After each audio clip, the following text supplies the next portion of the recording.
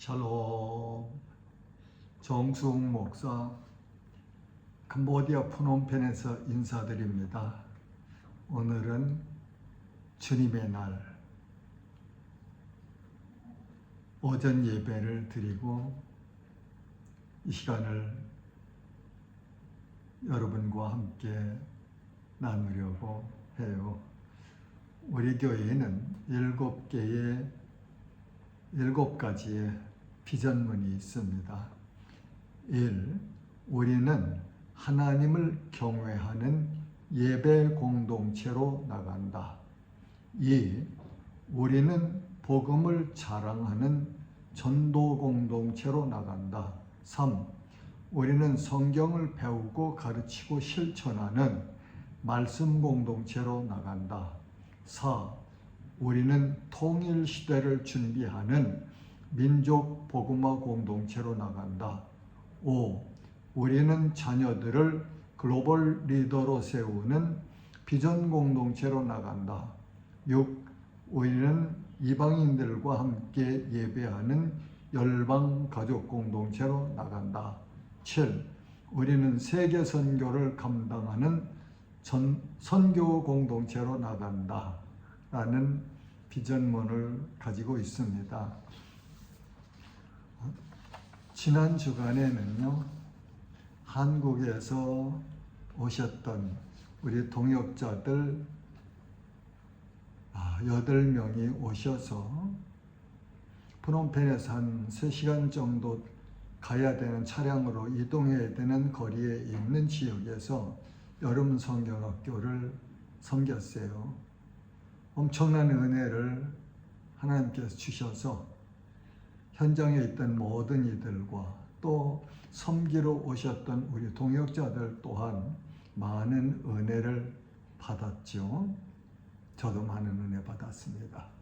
그리고 화요일 날 메인 팀은 금요일 날 한국으로 나가셨고 장로님 한 부부가 남으셔서 저와 함께 같이 시간을 가지시고 저를 많이 위로하시고 격려하시고 그러고 나가셨죠.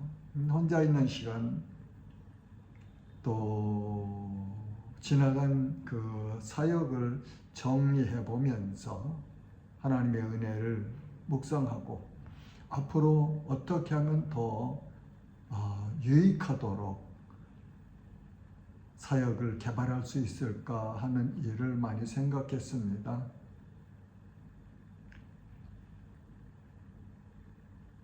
금요일 날은 전에 우리가 살던 뉴일라이프에 있던 랜로드하고 같이 만나서 점심을 나누며 교제했고, 어제 토요일에는 뉴일라이프가 있을 때 우리가 모교 성경 공부반이 있었는데 그때 함께 공부했던 청년들, 대학생들이었어요. 4명과 함께 모여서 친교를 나누며 하나님의 은혜를 감사했습니다. 이렇게 이 캄보디아의 삶이 이어져 가고 있는데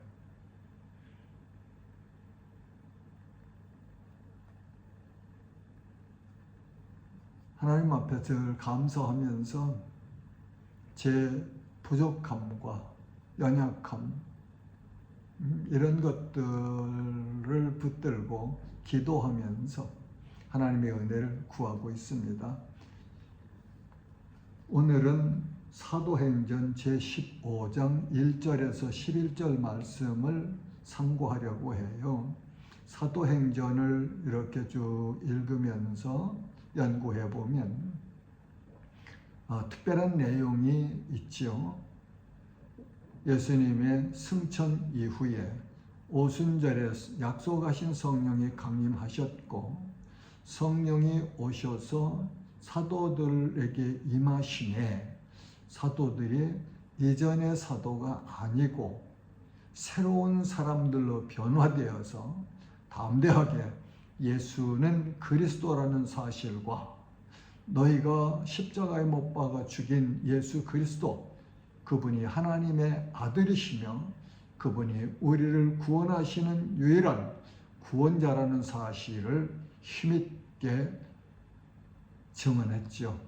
그리고 사도행전에 쭉 보면은 성령의 역사하심이 사도들과 제자들이 나아가서 예수 그리스도의 복음을 전하는 곳에서 강력하게 역사하셨고, 그리고 처음 세워진 이방교회 안디옥 교회가 바나바와 바울을 이방 선교사로 파송해서 그쭉 두 사도가 선교하는 내용이 기록되어 있습니다. 그러면서 이 사도행전에는 구원의 교리가 죄인이 하나님 앞에 죄를 용서받고 구원을 받는 말씀이 여러 곳에서 기록하여서 우리에게 가르쳐 주신다, 그렇게 볼 수 있어요. 오늘 사도행전 15장 1절에 보면은 어떤 사람들이 유대로부터 내려와서 형제들을 가르치되 안디옥 교회에 예루살렘에서 내려온 어떤 사람들이 왔는데 그들이 교인들을 가르쳤네요. 그들의 가르침의 내용이 너희가 모세의 법대로 할례를 받지 아니하면 능히 구원을 받지 못하리라 합니다. 예루살렘에서 내려온 어떤 바리새파 사람들, 지도자들이 안디옥 교회에 와서 성경을 가르치면서 말씀을 가르치는데 이방인들이 할례를 받고 율법을 행하지 아니하면 구원을 받을 수 없다는 이런 말씀을 가르치네요. 이 사실을 본 바울과 바나바가 그들과 변론이 일어났다고 합니다. 2절에 보면 바울 및 바나바와 그들 사이에 적지 아니한 다툼과 변론이 일어난지라. 이렇게 예루살렘에서 내려온 바리새파 지도자들과 안디옥 교회에서 파송을 받아서 1차 이방 선교를 마치고 돌아와서 교회에 있던 머물던 바울과 바나바 사이에 다툼이 생겼다, 변론이 생겼다, 그러죠. 그럴 때 이 교회가 2절에 보면 형제들이 이 문제에 대하여 바울과 바나바와 및 그 중에 몇 사람을 예루살렘에 있는 사도와 장로들에게 보내기로 작정하니라. 이 문제를 가지고 안디옥 교회가 대표단을 세워서 예루살렘에 있는 사도와 장로들에게 보내기로 작정했다고 그렇게 말씀이 가르쳐 주지요. 3절에 보면 그들이 교회의 전송을 받고 베니게와 삼마리아로 다니며 이방인들이 죽게 돌아온 일을 말하여 형제들을 다 크게 기쁘게 하더라. 이 대표단이 예루살렘에 가면서 바로 간 것이 아니고 베니게와 사마리아로 다니면서 이방인들이 주께로 돌아온 일을 이렇게 간증하여서 형제들을 다 크게 기뻐하게 했다, 그렇게 기록하시네요. 4절에 보면은 예루살렘에 이르러 이 대표단이 예루살렘에 도착했습니다. 교회와 사도와 장로들에게 영접을 받고 안디옥 교회에서 온 이 대표단을 교회와 사도와 장로들이 영접했음을 가르쳐주고 있습니다. 하나님이 자기들과 함께 계셔 행하신 모든 일을 말하며 대표단이 교회와 예루살렘 교회와 장로들과 사도들 앞에서 하나님께서 이방에서 자기들이 복음을 전도할 때에 역사하신 그 내용들을 다 보고를 합니다. 이 중에 이럴 때에 5절에 보면 바리새파 중에 어떤 믿는 사람들이 일어나 말하되 이방인에게 할례를 행하고 모세의 율법을 지키라 명하는 것이 마땅하다 하니라.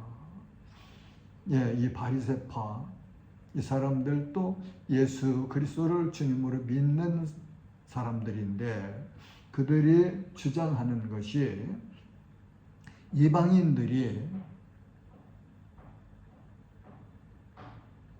모세의 율법을 지키고 할례를 행해야 된다는 것을 가르쳐야 된다, 명해야 된다 이렇게 주장하네요. 그럴 때 6절에 보면 사도와 장로들이 이 일을 의논하러 모여 예루살렘 공회가 모입니다. 모여서 7절 보면 많은 변론이 있은 후에 베드로가 일어나 말하되 형제들아 너희도 알거니와 하나님이 이방인들로 내 입에서 복음의 말씀을 들어 믿게 하시려고 오래전부터 너희 가운데서 나를 택하시고 베드로가 이렇게 사도와 장로들이 의논하여서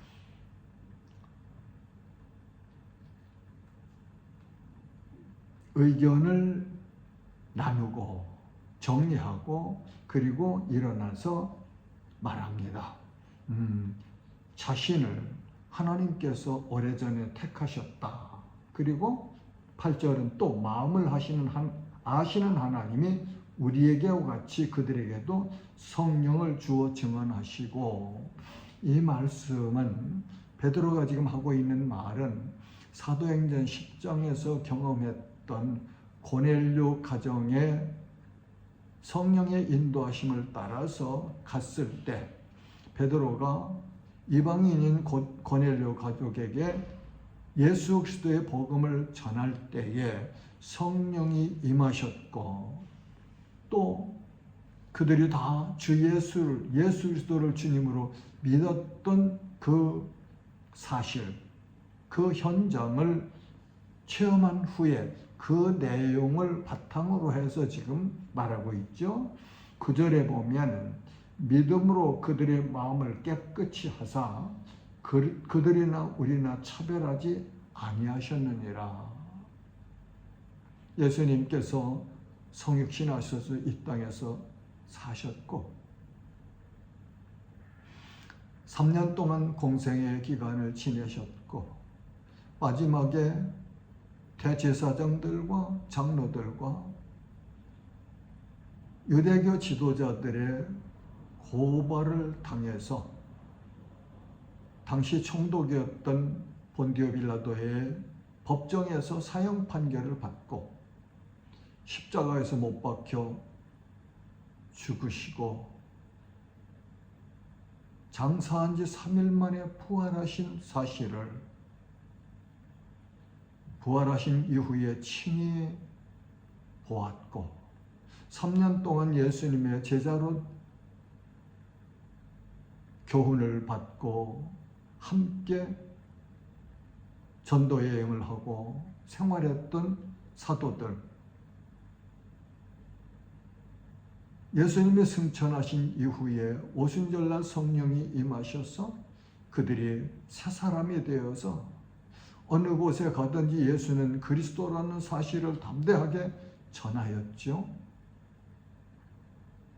그러면서 베드로는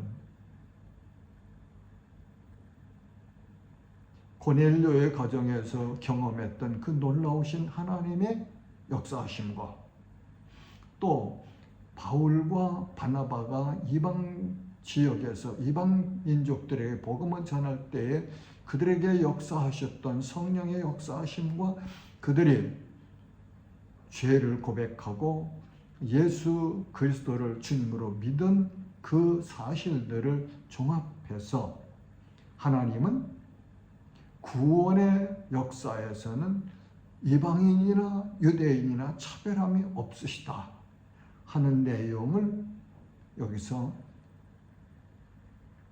발표합니다.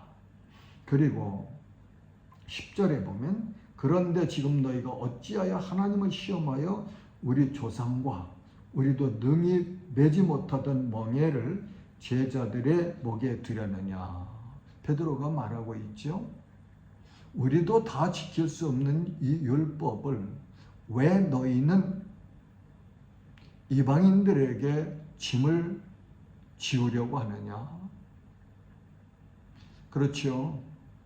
우리는 예수 그리스도를 주님으로 믿은 이후에 하나님의 말씀인 구약에 있는 율법도 우리는 지켜 마땅합니다. 그렇다고 완벽하게 완전하게 우리가 다 지킵니까? 그건 아니에요. 그럴 수는 없어요. 하나님의 말씀은 성경은 이 세상에 태어난 모든 인간은 예수님 이외의 모든 인간은 완전하게 온전하게 율법을 지킬 수 있는 사람은 단 한 사람도 없다고 성경은 말합니다. 그래서 성경은 우리를 죄인이라고 정죄하죠. 그런데 이 바리새인들은 이방인들이 구원을 받으려면 구원의 조건 중에 예수 그리스도를 믿는 것뿐만 아니라 할례를 받고 모세의 율법을 지켜야 된다 하니까 그것이 아니다 하고 주장하는 것이 바울과 바나바와 그리고 사도들과 장로들의 예루살렘 공회에서 변론하고 합의한 내용이에요. 바리새인들이 주장하는 주장을 배격하고 있는 내용이죠. 자, 11절에 그러나 우리는 그들이 우리와 동일하게 주 예수의 은혜로 구원을 받는 줄을 믿노라 하니라. 아멘. 아멘. 죄인인 인간이 하나님으로부터 죄를 용서받고 영원한 사망 형벌에서 구원을 받는 것은 오직 하나님의 은혜로만 받을 수 있습니다. 우리는 하나님이 주시는 구원받는 믿음을 통하여서만 구원을 받을 수 있습니다. 그 어떤 행위로는 구원을 받을 수가 없습니다. 유대인이나 이방인 모두가 하나님의 은혜로 구원을 받을 수 있습니다. 오직 믿음으로 죄 용서를 받고 구원을 받을 수가 있습니다. 하나님과 그분의 외아들 예수 그리스도를 믿어야 구원을 받습니다. 예수 그리스도의 복음을 믿어야 구원을 받습니다. 구원받는 다른 길은 없습니다. 오직 하나님께 주시는 은혜로 하나님과 독생자 예수 그리스도를 믿음으로만 구원을 받습니다. 은혜는 가장 존귀한 권력자가 베푸는 받을 만한 아무런 자격도 없는 사람에게 베풀어주는 선물을 의미합니다. 우리가 받은 구원은 오직 하나님의 은혜입니다. 우리가 자랑할 것이 아무것도 없습니다. 에베소서 2장 8절에서 9절 말씀은 너희는 그 은혜에 의하여 믿음으로 말미암아 구원을 받았으니 이것은 너희에게서 난 것이 아니요 하나님의 선물이라. 행위에서 난 것이 아니니 이는 누구든지 자랑하지 못하게 함이라. 사랑하는 지체 여러분, 로마서 1장 16절과 17절 말씀을 들어보면 좋을 것 같습니다. 내가 복음을 부끄러워하지 아니하노니 이 복음은 모든 믿는 자에게 구원을 주시는 하나님의 능력이 됨이라. 먼저는 유대인에게요 그리고 헬라인에게로다. 복음에는 하나님의 의가 나타나서 믿음으로 믿음에 이르게 하나니 기록된 바 오직 의인은 믿음으로 말미암아 살리라 함과 같으니라. 아멘. 바울 사도의 고백이죠. 오직 믿음으로만 구원을 받습니다.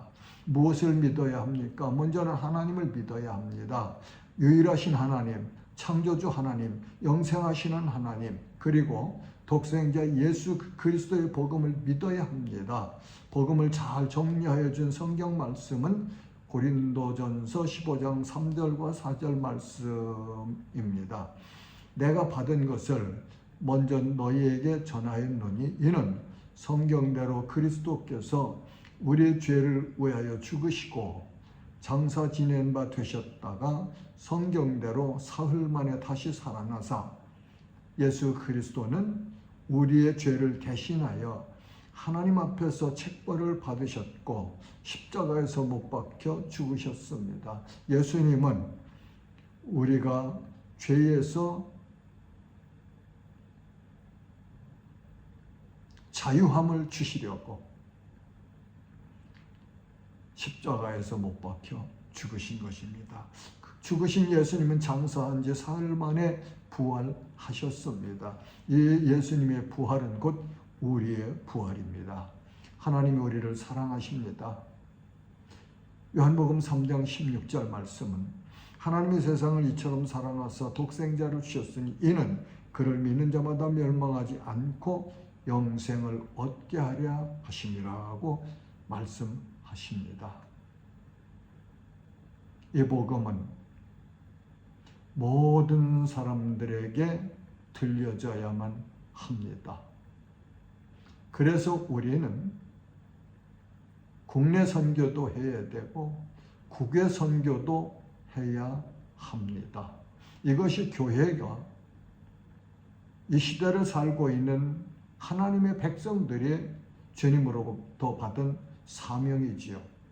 이 사명을 온전히 감당하는 우리들의 삶이 되었으면 참 좋겠습니다. 한 주간도 하나님의 은혜가 어느 곳에 있든지 늘 항상 함께 하시며 하나님께서 주시는 평강에 물된 동산처럼 우리들 마음속에 넘치기를 소망하면서 성령의 충만한 삶을 사십시다. 세상이 참 요란합니다. 요동합니다. 이 고통스러운 세상을 살아가면서 우리가 이 세상을 이길 수 있는 능력은 오직 성령의 충만함을 받을 때, 성령으로 충만한 역사하심이 있을 때 누릴 수 있는 줄로 믿습니다. 하나님의 은혜가 우리 모두에게 함께 하시기를 주님의 이름으로 축복합니다. 아멘. 샬롬.